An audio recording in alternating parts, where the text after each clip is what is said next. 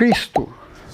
O Cristo é um espírito criado por Deus, nosso Pai Criador, que ele falava no Pai Celestial, e o espírito que veio depois de uma série de profecias, né? Veio e encarnou-se no povo judaico. Um espírito de grande evolução. Quem quiser saber a respeito do Cristo, leia o livro de Emmanuel,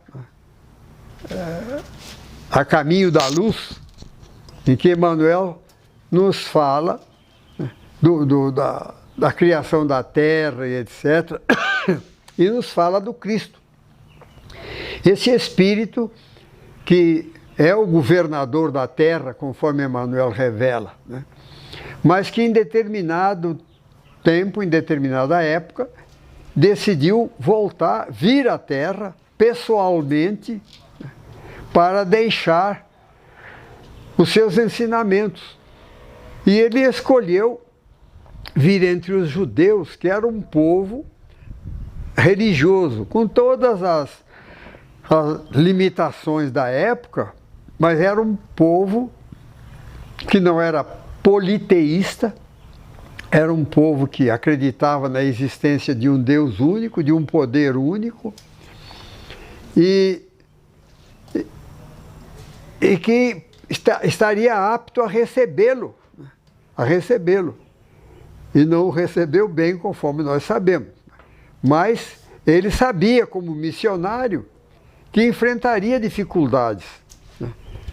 Ele sabia onde ele iria deixar a sua semeadura, que tipo de povo era aquele que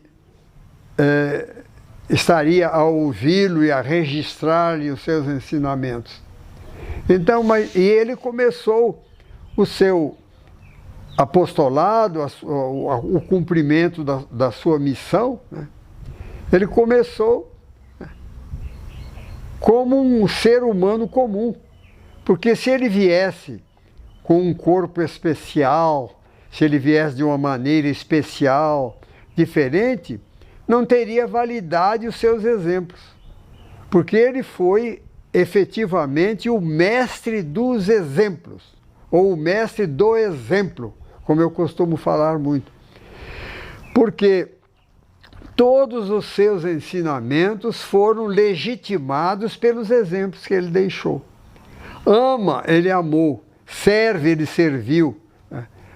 Respeita o próximo, ele respeitou.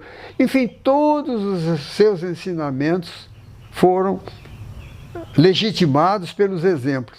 Agora, ele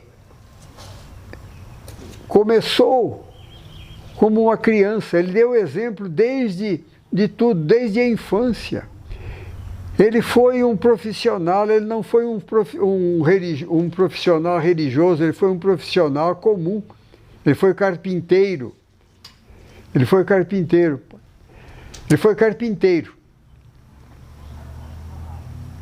Nós sabemos, está lá no Evangelho. Ele não foi um sacerdote, não foi um clérigo, não foi alguém que vivesse apartado da sociedade, morando num palácio. Isso que nós temos de olhar. Morando num palácio, com os serviçais aí a servi-lo, né? Até se ajoelhando diante dos seus pés, né? Não. Aliás, falar em ajoelhar, me lembro até de Pedro, uma passagem de Pedro, está em Atos dos Apóstolos, no capítulo 10, que Pedro, atendendo a um convite do centurião Cornélio, foi à casa dele, porque o centurião Cornélio, que era um soldado romano, ele queria receber os ensinamentos do Cristo. Então mandou convidar Pedro. E quando Pedro entrou em sua casa, o centurião Cornélio, que havia preparado uma verdadeira recepção para ele, tinha muito respeito por Pedro, ele se ajoelhou diante de Pedro. E Pedro disse a ele: levanta-te porque eu também sou homem. Quem não registrou essa palavra, que está no Novo Testamento, em Atos dos Apóstolos, capítulo 10º, versículo 26. Está lá. E Jesus não teve ninguém ajoelhado diante dele, nem permitir que as pessoas se ajoelhassem. Veja no Sermão do Monte, que é o documento religioso mais importante que Jesus deixou na terra, os seus ensinamentos básicos estão registrados no Sermão do Monte. Eu costumo dizer, o coração da mensagem cristã está ali. Ali no Sermão da Montanha, Jesus não pôs ninguém ajoelhado, nem nada. As pessoas ficaram acomodadas, ouvindo-lhe a palavra sagrada. E diz o Evangelho que eram 5.000 pessoas. Eu até falo, deixo um probleminha para as pessoas pensarem, né?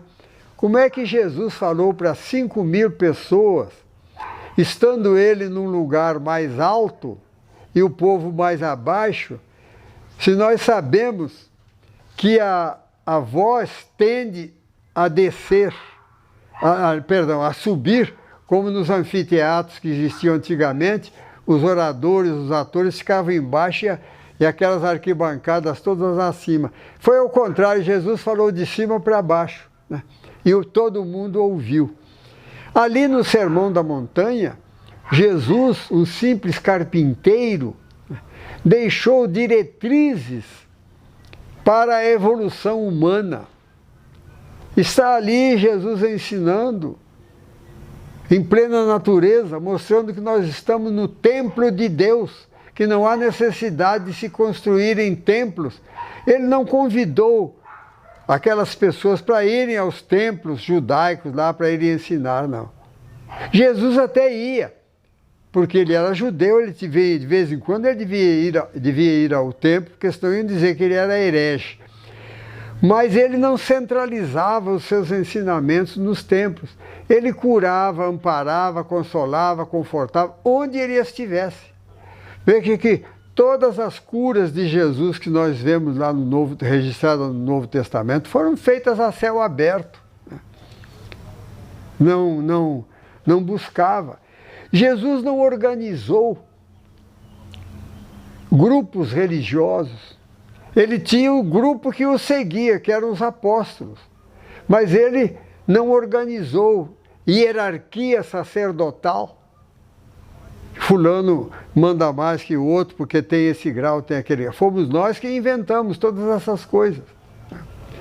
Não sacralizou lugares, lugar sagrado, etc., onde a pessoa precisa entrar assim ou assado. Não. Se houve um lugar em que Jesus deu ênfase nos seus ensinamentos, foi o lar.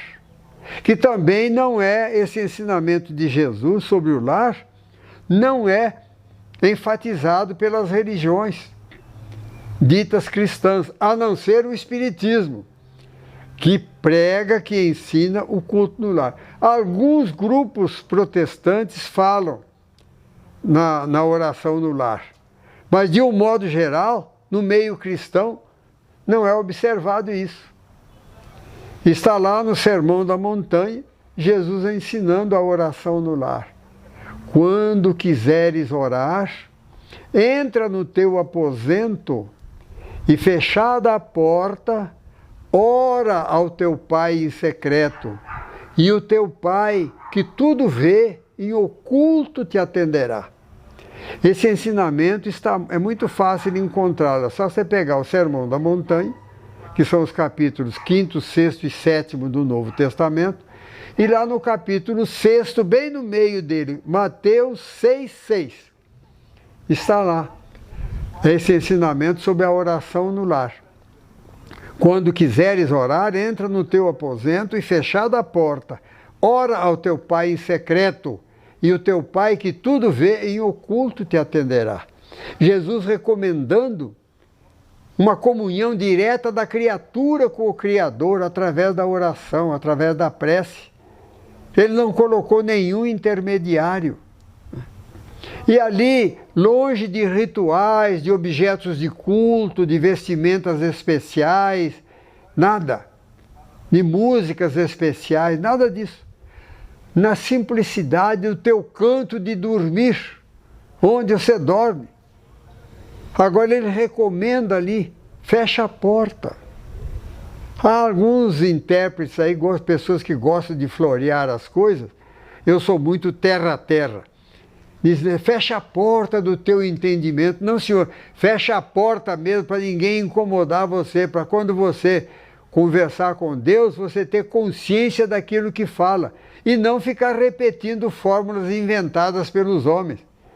Porque as orações, a não ser o Pai Nosso, foram todas inventadas pelos homens e são repetidas, apesar de Jesus ter recomendado no versículo seguinte a esse, eu falei, Mateus 6,6. Em Mateus 6,7 ele diz o seguinte: não sereis ouvidos pelo muito repetirdes. E o que é que nós fizemos? Nós inventamos as orações repetidas, até com certo número. Você repete tantas vezes, tantas vezes. Eu vi até em jornal, aqui em Juiz de Fora, a pessoa dando uma receita de oração e dizendo, você recita 9 vezes ou 13 vezes para não sei quem e tal, que você recebe isso. Isso não foi ensinado por Jesus. Então vejamos, meus irmãos, quanto nós, eu digo nós, porque nós somos reencarnacionistas, eu não estou falando mal dos outros, não. Não estou falando mal dos outros. Eu estou falando de nós, humanidade terrena. Eu já estive reencarnado noutras vezes, eu não sei o que eu fiz. Agora é um fato constatável. A criatura humana mudou os ensinamentos de Jesus. Mudou completamente. Jesus nunca estabeleceu o uso de velas, de fumaça, de bebidas, rituais. Não, nada. Ele não atacou, porque os judeus tinham lá os rituais, ele não atacou diretamente, porque ele ia arranjar mais problemas do que ele arranjou, porque ele acabou sendo crucificado. Vejam bem, lá no Sermão da Montanha, no capítulo 5, ele faz uma recomendação extraordinária. Se estás fazendo a tua oferenda diante do altar e te lembrares de que teu irmão tem algo contra ti, deixa ali tua oferenda e volta e vai primeiro reconciliar-te com teu irmão. Depois vem e faz a oferenda. Porque se ele fosse falar, joga fora isso que é bobagem, eles teriam tentado crucificá-lo mais cedo. Então Jesus teve de ser muito cuidadoso com aquele povo fanático, né? E até às vezes violento. Nós vemos às vezes violento, que foi a violência maior, fizeram com ele, crucificando-o no fim, né? Mas ele fala, o que ele fala? O judeu tinha o hábito, tinha por prática, quando tinha um pecado, que ele queria pedir perdão a Deus, ele comprava um animal, de acordo com as suas posses, ou um pombinho, ou um animalzinho maior, ou até um touro, um boi, se ele fosse rico. Mandava sacrificar o animal, tirava o sangue do animal e ia oferecer esse sangue lá no altar a Deus pela remissão dos pecados. Jesus não falou contra isso, mas deu outro caminho. Porque não adianta você oferecer o sangue de um animal que não tem nada com isso para Deus, para pedir a remissão de seus pecados. E o que é que nós fizemos? Nós mudamos isso também. Não oferecemos o sangue mais, mas vamos ao altar, né? Nos ajoelhar, pedir perdão, acender velas, etc. Nada disso Jesus trouxe. Jesus trouxe a simples prática da verdade. Ama o próximo como a ti mesmo e a Deus sobre todas as coisas. Esse é o mandamento maior, né? São os 2 mandamentos maiores de Jesus, né?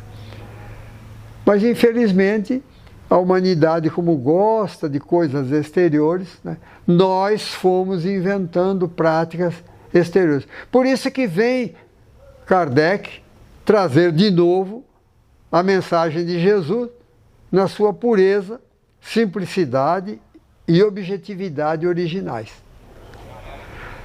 Devemos a Jesus.